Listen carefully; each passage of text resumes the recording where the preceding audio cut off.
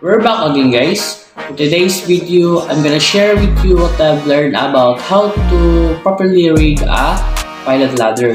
So what is a pilot ladder? A pilot ladder is a highly specialized form of rope ladder typically used on board cargo vessels for purposes of embarking and disembarking pilots. It is the one of the very first thing which will give a impression to the pilot about the crew on the master on board, an extremely important thing to consider for the ship's crew.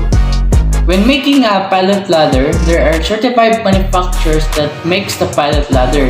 The design and construction of the pilot ladder is tightly specified by international regulation under the SOLAS regime.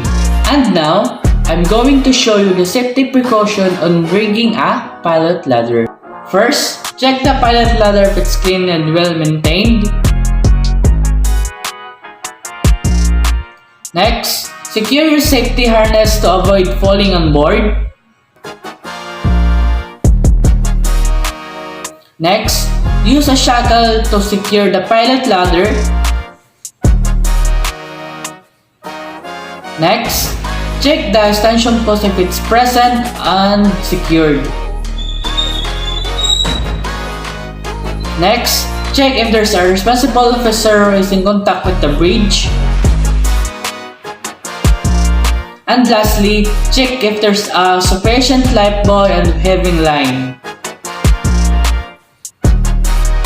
And now, I'm going to show you the properly rigging of pilot ladder. Before rigging a pilot ladder, we need to wear a proper attire and equipment to avoid falling on board.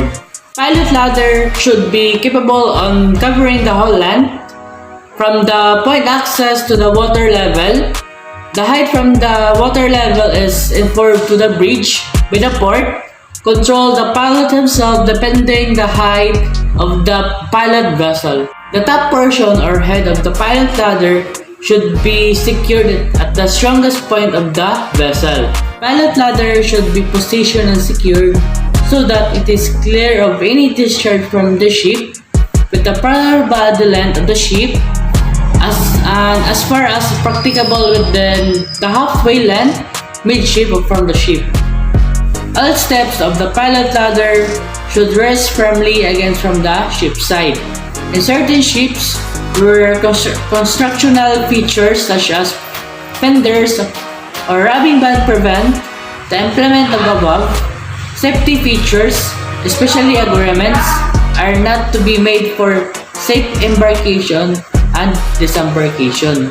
The point access from sea level is more than 9 meters. We will combine a pilot ladder and a accommodation ladder.